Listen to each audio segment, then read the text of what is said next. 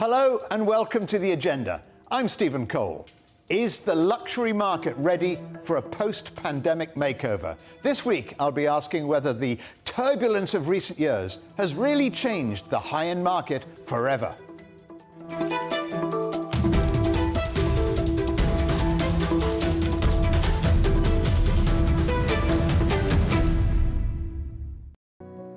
From designer handbags to private jets, the luxury sector has been booming for decades, but nothing came with a heftier price tag than the costly COVID pandemic. The global luxury market, including both goods and experiences, shrank by 20% and is now thought to have fallen back to levels last seen in 2015, although that still means it's worth around $1 trillion. Before COVID, shopping for items such as designer fashion, fragrances and fast cars had become an integral part of the luxury travel experience, generating up to 30% of industry revenues. But travel restrictions turned this tradition upside down, diverting the big spenders to splash their cash domestically. China saw remarkable momentum. Its domestic luxury sector doubled in value and now represents more than 20% of the global market, putting it just behind the Americas, now the largest global market for luxury. The super-yacht trade more than stayed afloat as lockdowns led to booming business. Sales of luxury vessels reached a 12-year high in the first 9 months of 2021. The option of a mobile holiday home proved deeply appealing to those with deep pockets. But floating fortresses aside, a global conversation around sustainability is making conscious consumerism more fashionable. The second-hand luxury market grew by 65% between 2017 and 2021, reaching $33 billion, while first-hand luxury grew just 12% over the same period. In a recent study, more than 70% of millennials said they'd be willing to spend more on a product if it came from a sustainable brand, suggesting good behavior is becoming good for business. And the very definition of luxury is also changing. Middle-market consumers who traditionally saw a $10,000 Hermes Birkin bag as the ultimate status symbol are instead investing in experiences like education, elite sports, and refined hobbies. For most of us, retail therapy is buying a new pair of jeans or a new handbag. For the super rich, though, it could be buying anything, including a yacht. The meaning of a luxury purchase varies greatly, in other words. Despite the cost of living at a record high, the super rich seem impervious to inflation as products with high price tags continue to sell. But just what does living in the lap of luxury mean today? Let's find out by speaking to Luca Solca, Senior Research Analyst of Global Luxury Goods at the investment research institute Sanford C, Bernstein. Luca, the very definition of luxury seems to have changed over the years. Everybody has their own version of luxury, doesn't it? How is it decided whether it's luxurious or not? It's a good question. I think luxury is different for everyone. And we could argue that luxury is what you cannot afford. And that is clearly very different for every people, or better said, luxury is what you aspire to. And we have seen differentiated offers in almost every product category. So for sure, the traditional personal luxury goods like watches, jewelry, handbags, and so on. But you could argue that in almost every category, you now have an upgraded and improved version that could potentially represent a small luxury, even in sandwiches, when you look at it. In the old days, if you'll forgive the expression, perhaps luxury was only available to the upper classes. But should that change now to the moneyed classes? I think that if we look at the mainstream luxury goods industry, those brands and those products are mostly relevant to people that change and improve their social status. If you've been rich for a long time, you have less of a need. And the reason is that once you improve your social status, you want to find a confirmation that that is indeed the case. You want to, first of all, have reassurance for yourself. And when you buy luxury brands, that gives you reassurance. In a way, you project your ideal self into those products, and you become your ideal self by buying them. Everyone wants to look good on Instagram. So this aspiration to distinction and standing out has become fairly universal, especially if we look at Western markets. Has COVID, Luca, changed the luxury market?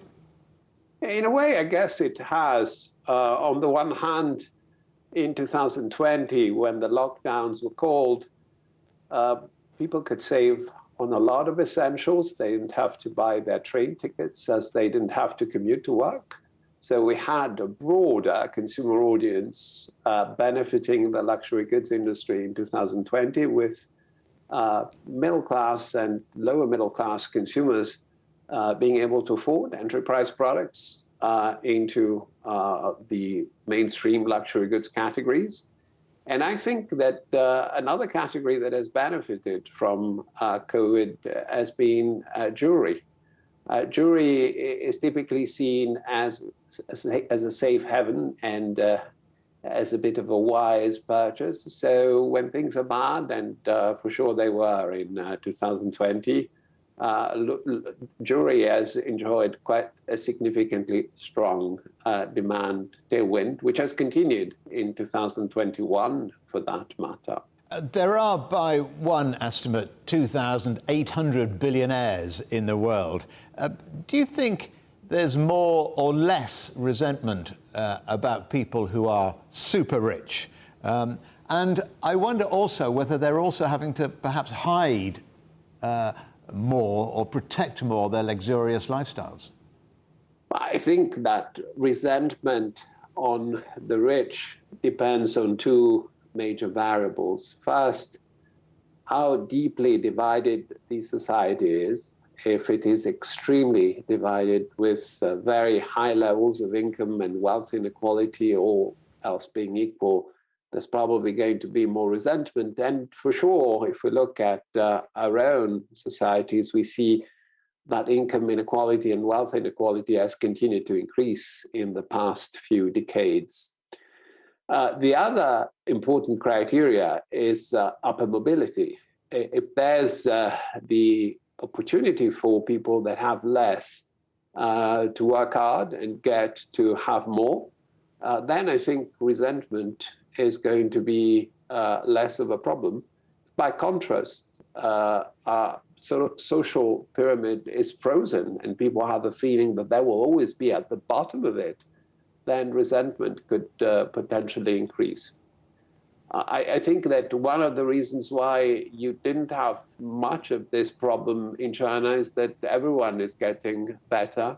And as a consequence, there's less resentment towards the rich than we have maybe in some of the European markets. Oh, why should that be? Because macroeconomic growth in China has been very strong. And when GDP grows, there's opportunity, and you can enjoy opportunities at all levels of the social pyramid. The US has been growing at a lower level, and even lower has been Europe, or at least some parts of Europe. When GDP growth is stagnant, opportunities are very rare, and people get to feel that they have no better option to improve their lifestyle and their condition. It's predicted, Luca, that affluent millennials and Generation Z consumers will make up 70% of sales and 130% of market growth, and just in 3 years' time, 2025. Are brands changing to serve the rich millennials? I think they are. If we look at the most important secular changes we've observed in the market, there's clearly been a shift towards informality across various product categories, for sure in apparel, but clearly also in footwear, where sneakers have been reigning supreme, and in various accessories. Think about the success of the Rolex watch, which is informal. in its essence. So I think that the move to streetwear and the ability that mega brands like Vuitton and Gucci have shown to integrate those new codes and those new styles into their brand DNA is getting them prepared to embrace and satisfy younger consumers. Luca Solca, many thanks to you for joining us on The Agenda. Thank you. One of the biggest shifts in the world of luxury is the birth of a more, shall we say, planet-friendly customer. Sustainability, in their eyes, is high on their luxury agenda. So how are some of the world's biggest luxury brands adapting? Well, someone helping them to do just that is Diana Verde Nieto, co-founder of Positive Luxury, and Diana joins me now. Explain what Positive Luxury is and the raison d'etre behind it. Positive Luxury is an accelerator that helps companies to accelerate towards a new climate economy. And that means incorporating the principle of social, environmental, and innovation into the corporate strategy and in the business practices. Is it getting easier to convince the buyers of luxury goods they should think more sustainably? Or even not just the customers, but the people making the goods? I have to say that this is the first time that I have actually career satisfaction. Because yes, I mean, if you think about pre-pandemic, sustainability was something that it was not at the fore of many organizations and definitely not of many people. And what the pandemic has done, it's really enabled us, all of us, to pause and think about our relationship with the world, nature, and amongst other people. And since then, actually, sustainability has become not just an easy sell, but an easy conversation to have with everyone, especially with the younger audiences. So it's been a bit of a wake-up call. Absolutely. I think that, you know, when I started my career 20 years ago, it was an impossible task. Even 10 years ago, when Positive Luxury was born, it was still difficult. And we have gone through many, many waves, but now it's here to stay. Legislation is in our side for the first time in history, and more legislation is coming into play, especially with Europe and the Green Deal in the US, in Singapore, in China. So actually, everywhere in the world is becoming tighter and harder for corporations to get away with greenwashing, which is actually a good news, because companies that are really truly investing in sustainability will become A, more profitable, and B, will remain relevant to the younger consumer, which they do not conceive a world that sustainability is not part of it. What sort of criteria do these companies have to pass if they're going to be recognized as a sustainable luxury brand? We don't have a blended score, meaning that you don't have to have an average. We actually require a minimum of 50% on social, 50% on environment, 50% on governance, and 50% on innovation, which basically means that your blended score has to be a minimum of 50%. And this is kind of tough, but at the same time, incredibly informative, because it's an iterative process. So the first time that the organization comes to Positive Luxury, what we do is we help them to understand where they are. And then as we start working with them, we help them to understand what are the impacts, what are the dependencies, what are the gaps, what is the material risk for the business, and then what are the opportunities to actually turn their business more sustainable. At the moment, being sustainable is an option. Should it be made mandatory? It's happening. So in COP26, I'm almost going to say COP27 because I'm thinking about Egypt at the moment. COP26 has been a definitive point for companies to really understand the fact that sustainability is no longer an option. So Mark Carney, the ex-Chancellor of the Bank of England, have created a task force called the TCFD, and this is a new disclosure framework in which the investment community is subscribing to. So, you know, when before it was optional, today, if you want to borrow money, you will have to prove how your company is sustainable or compliant to ESG, which is environmental social governance framework. Do you think that customers, when they're buying a Gucci handbag or a Rolex watch or a Rolls-Royce, really care about sustainability? They want the brand, they want the luxury, don't they? Yes, they do want the brand, but they ask questions because their friends will think about, okay, what does that watch or that car say about you? So do you actually rather own a Rolls-Royce or a Tesla? That is completely two different messages in terms of what are you showing up in the world about. So I think that is the fact that you do want the watch, you do want the car, you do want your clothes, but actually you want to tell a story that goes beyond the material of the actual thing that you buy. And I think that's why the stories are very, very important, especially with Instagram and social media and so on. People want to be able to show up in the world in a way that tells a great story about who they are. And that's what brands do. They help you to tell a great story about who you are. And if that brand is not in sync with your values, then is where the issue happens. That's why I keep saying that, you know, the younger generations wants to show up in the world in a way that it's basically conscious and more friendly to the planet and to people. So I think that is where the disconnect in terms of brands will become much more apparent. Diana Verde Nieto, many thanks to you for joining us on The Agenda. Thank you very much for having me. Still to come here on The Agenda, how much would you pay for a virtual handbag?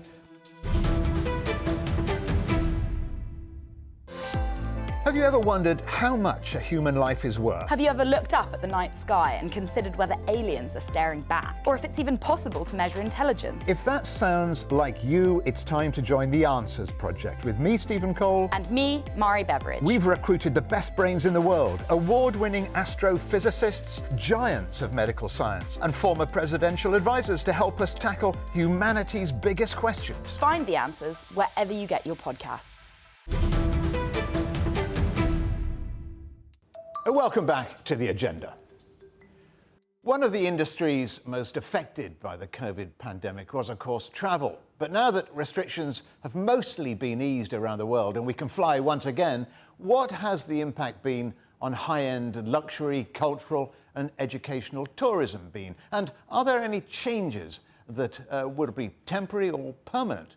Joining me now is Adam Seba, Chief Executive of luxury travel company The Luminaire.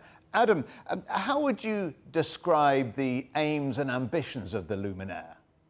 When we set up the business, we realized that there was no travel company that created substantive, enriching, engaging and accessible experiences for a younger generation, the 30 to 50-year-olds who are really curious about the world, want to have experiences as couples or with their children, and want to learn something or learn a skill on their travels, whether it's photography or art history or astronomy.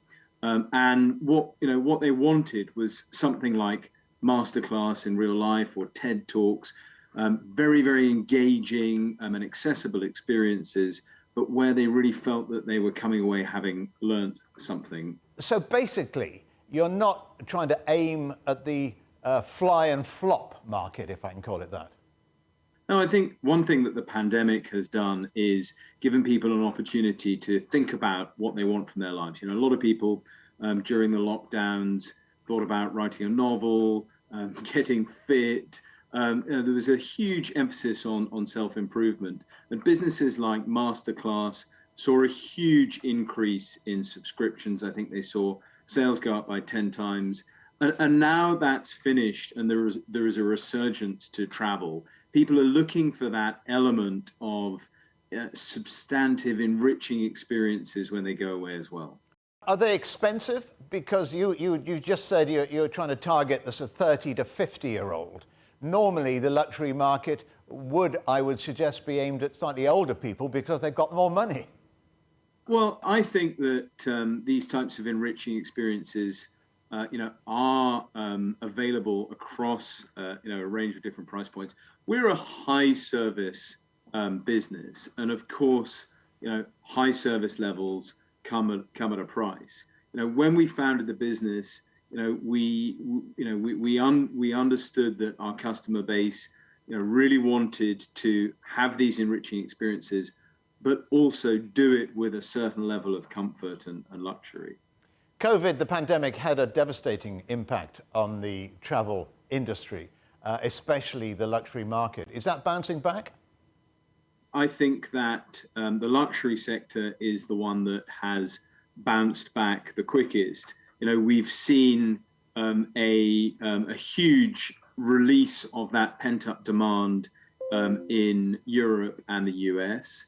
And I think that, with the continuing lockdowns in China and Asia, we're going to see a second bounce back, hopefully later this year when those lockdown restrictions end.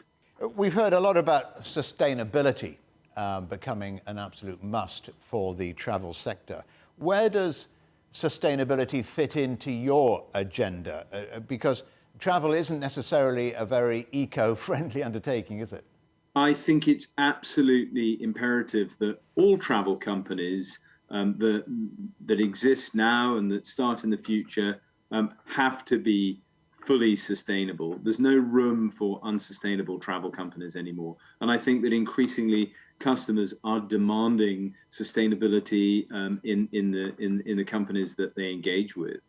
And that means for companies like us leading the industry, engaging with the supply chain, helping them on the path to carbon neutrality, educating our customers on how we engage in an offset process, and ultimately, not just having a neutral impact, but actually having a positive impact on the environment.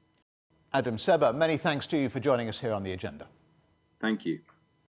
It's estimated the metaverse and NFTs, non-fungible tokens, could make up to 10% of the luxury market by 2030, offering an extra $50 billion in revenues. But will big brands rise to the challenge? Many originally thought the online market might be incompatible with a truly high-end experience, and the second-hand luxury market was led by startups who took advantage of their hesitation. So will luxury be lured by the metaverse? To find out, I'm joined by Marjorie Hernandez from the digital fashion experts, the Dematerialized. So Marjorie, welcome to The Agenda. Can you explain what the Dematerialized is, how it works? Amazing, of course. Thank you, Stephen. So yes, the Dematerialized is a digital fashion marketplace. So basically, we enable creators to enter the digital market and connect with their consumers and their users and sell amazing fantasy fall products to the consumer of the future. So that's what the Dematerialized is. And basically, we are, if you like to make like a comparison, like the Farfetch or the Net-a-Porter of the metaverse. It all sounds very exciting. It also sounds very complex. Do the fashions actually exist?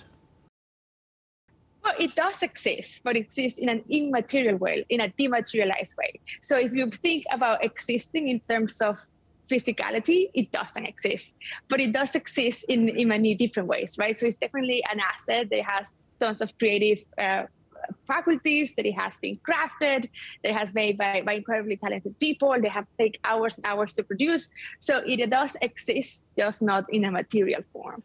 So give me the USP, give me the sort of your business pitch. We support creators around the globe to enter the market, and we are a marketplace, so we do take a fee of those creations. Obviously, we also have a lot of information and intel about what they appetite, and we hope in the future to be able to forecast trends and come up with our own products that really speak to the desires of the user of the future.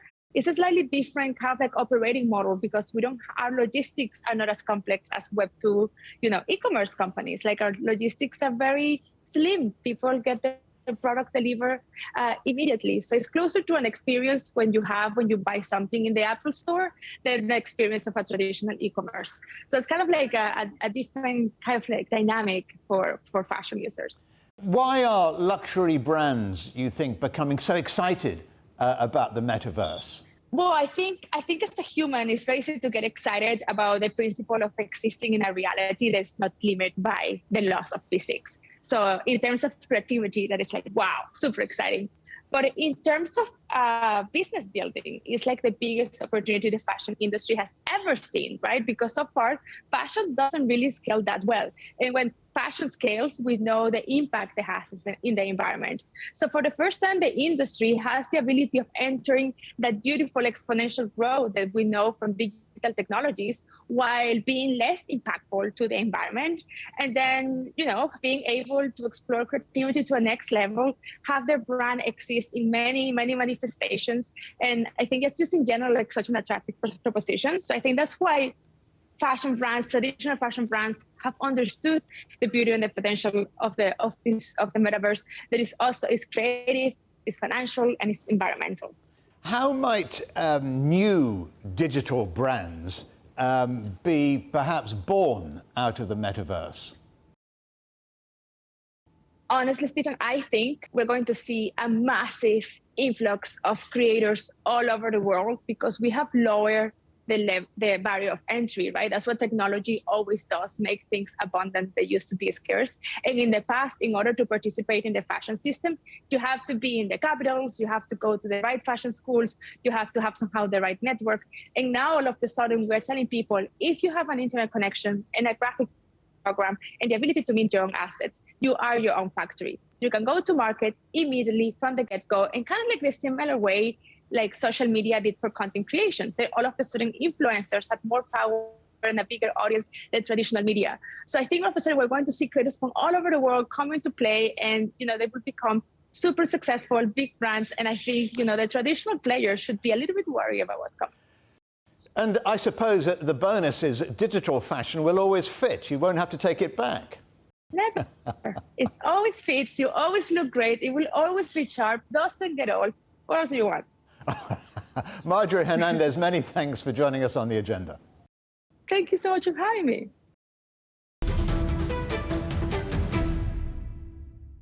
The famous writer F. Scott Fitzgerald wrote, "Let me tell you about the very rich. They are different from you and me." Few would disagree, but what is also certain is that rich or poor, everyone usually wants more. It's part of the human condition. In Britain, during the Middle Ages, having something expensive or not easily attainable was considered bad form. In fact, at the time, the word luxury had derived from the French luxurie, which meant lust and debauchery. Clothing in particular received the most attention as rules were introduced stipulating which classes were allowed to wear what. Most indulgent goods included spices or wine, foreign foods that were expensive to import, and very few but the privileged or noble aristocracy could ever dream of consuming. But while luxury items were once only for the very rich, now even middle-class American consumers are demanding luxury in a variety of categories, from accessories, clothes and jewelry to food, beverages, and even underwear. In fact, Boston Consulting Group's research found that consumers today are willing to pay up to 10 times conventional price levels for new luxury items. But not everyone wants to or can afford to pay such huge amounts for fashion accessories. What's luxury for some is commonplace for others. In other words, everyone has a different idea of what luxury is or can be. Some say an expensive watch, a bigger car, a yacht, a foreign holiday. Others, perhaps more grounded, like my guest Luca Solca, aspires to more quality time with his family. But whatever the dreams of living in the lap of luxury, sustainability and good health should really be the ambition for future generations. Don't forget you can watch everything from past Agenda episodes and find additional exclusive content on our website, cgtn.com/Europe, or on our YouTube channel. And of course, you can follow us on Twitter, Facebook, Instagram, at CGTN Europe. Coming up on a future agenda, a new online world order. We'll look deeper into the financial upside of the metaverse. But for now, from me, Stephen Cole, and all the Agenda team here in London, it's goodbye.